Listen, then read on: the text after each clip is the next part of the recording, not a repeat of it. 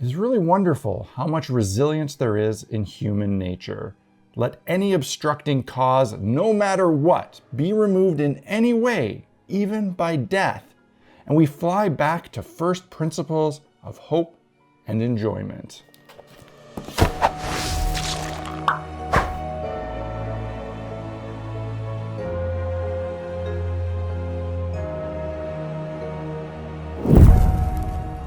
Hey guys, welcome back to Black Magic Craft. This week, I really needed a project that was just for me. Just something I wanted to do, something fun that allowed me to escape into the hobby I love. And I actually decided to paint a mini, which is a bit odd because that's not my favorite part of the hobby. My favorite part of the hobby is making little dioramas and decorative bases and that sort of thing. So I decided to paint a mini so I could do that. I've had this little guy in my collection unpainted for quite some time. It's a Vampyre model from Crippled God Foundry that was made available through a Kickstarter they launched quite some time ago. Now, this is not a sponsored video. They have no idea I'm making it, but I did get this mini from them a long time ago from a promotional video I did for them. And I've always wanted to paint it. I've just never got around to it. But finally, I did.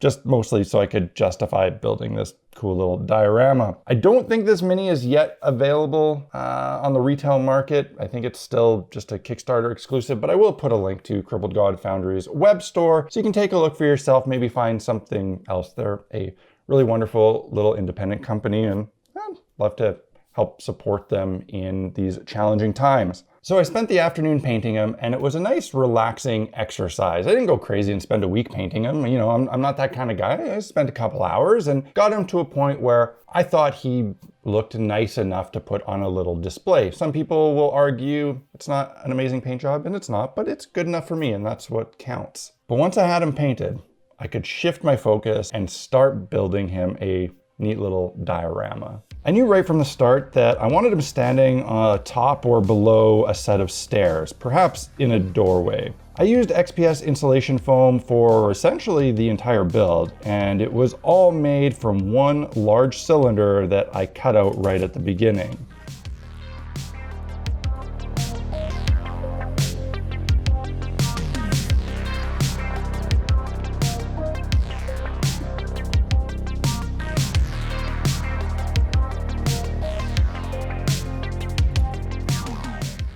Looking for an easy way to make steps at the right scale, I cut my half circle into a bunch of very thin layers.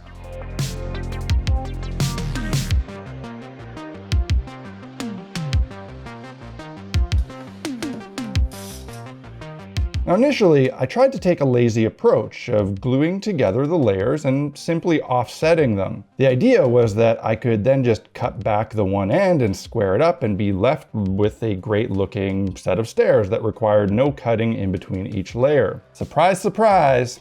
I was wrong. I quickly realized that this would cause a problem. As the half circles shifted, it meant that cutting them flush would create a narrowing effect that I didn't want. This must have been the result of the circle not being perfect or something. I'm not really quite sure. So I set to work with a more tedious but much more effective method of keeping the layers aligned to their original orientation, each time cutting away a bit more to create the steps.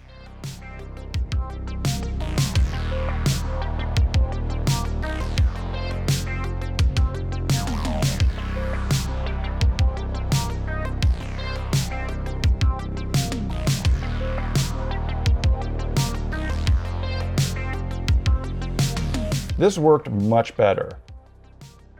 I'd saved the inner circle I cut away and was able to place it back in to create the inner wall of the stairwell. Then I cut it in half to make a flat side of the display. I thought it would be cool to make the other wall as well and create a very narrow diorama. This is a bit unusual, I think, but I think it's pretty cool. I was able to easily do this by thinning a remnant of the cylinder that I already had as a cutoff.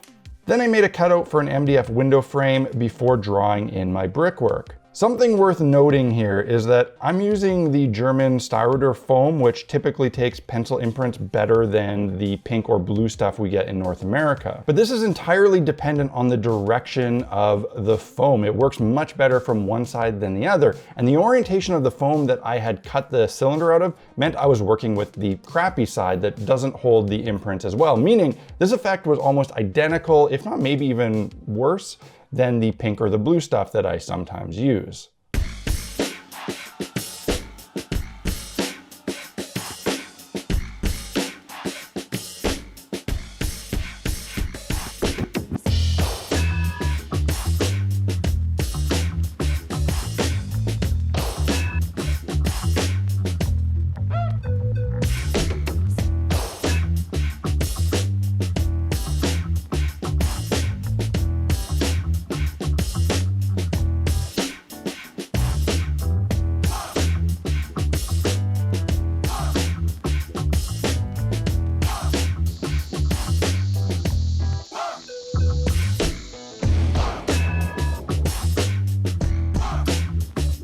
I wanted to close up the backside of the piece, so I glued on some medium weight chipboard, let that dry, then cut off the excess. I did the same thing to the bottom to give the finished piece more strength. Rather than having the last step show a layer of chipboard underneath, I actually cut out the base in a way that created a final step. The thickness worked out perfectly for this and hid the base layer in plain sight. It also made the front and most vulnerable step a lot stronger than if it had just been foam. Personally, I thought this was the most clever part of the whole project. I also wanted to protect the back of the curved foam. Now, chipboard would be too thick for this, so instead I just attached some construction paper using Super 77 spray adhesive. And going overboard, I super glued all the joints. Then going way overboard, I saturated all of the paper in super glue. This basically turns the paper into plastic. I want to point out, I only did a bit of this on camera as this much super glue vapor is hard on the eyes and not good to breathe in. So I actually finished this process off camera outside. Even with my shop ventilation, my fan and my windows, I felt it was better to step outside for this. Then I filled in all the seams with Milliput. This would be a very hard and durable solution, much better than just regular joint compound. The nice thing is that I was actually able to sculpt in details in the areas where the foam and chipboard met on the sides. I could add the grout lines and continue the stone. This way I could hide that outer layer and seam. And of course, before painting, I sealed everything with my Mod Podge and black paint mixture. Then I primed the whole thing with flat black spray primer. And I decided to mostly airbrush this piece for a bit of practice. I used a medium gray followed by a very light almost white. Then I applied my homemade black wash. Something odd and surprising happened here. The wash started to remove my layer of paint.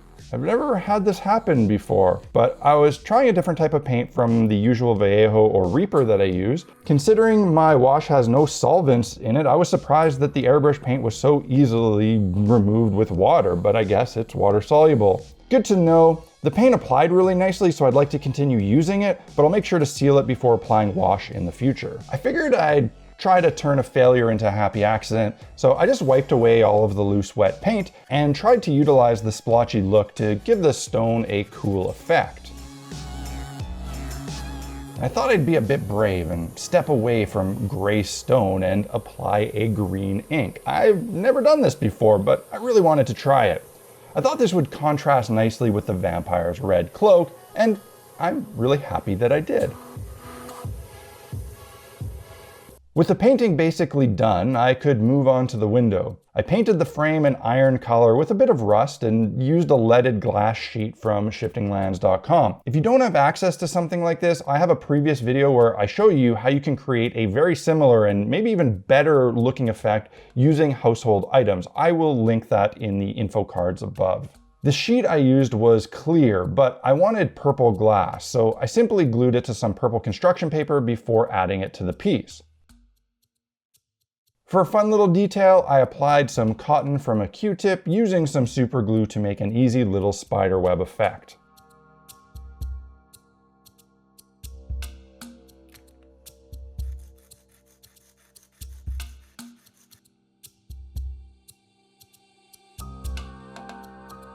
When I painted the model, I'd given him some blood drips using UV resin. I wanted to continue that theme on the base, so I mixed up some red ink with Vallejo water texture to create some blood effects I could place on the floor. I like the idea of implying that he drained some victim off screen, so to speak. So I created a pool coming from the black section of Hall and made a few drips that followed the count. This is a small detail that you can only really see from certain angles, but it's a fun one for people to discover as they look at the piece.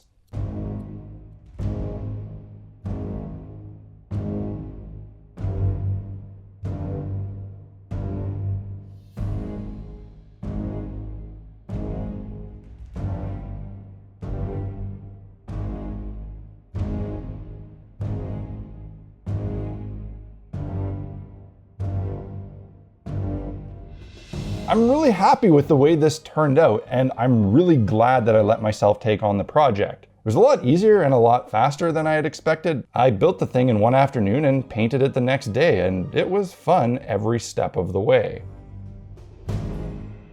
I hope you guys enjoyed this video. I certainly enjoyed making this project, and it was an excellent bit of self-care in these trying times, and I highly recommend you find some projects like this for yourself if you can find the time. If you like this video, hit the like button, let me know in the comments section below. Because going out and shopping for craft supplies and hobby supplies is not really advised at the moment, I suggest now more than ever you check out blackmagicraft.ca, where I have my essential equipment page where I list all of the stuff that I use and recommend, and there are links to where you can order it safely online. If you enjoy these videos that I make each and every week, and if they're helping you, maybe you can help me help you and help others. You can do that by supporting the channel on Patreon. Joining the fellowship gives you access to the Blackmagicraft Discord server, Facebook group, but most importantly, it gives me the means to continue making these videos for the community, for you, and for myself. And I'd really love to have you as the newest member.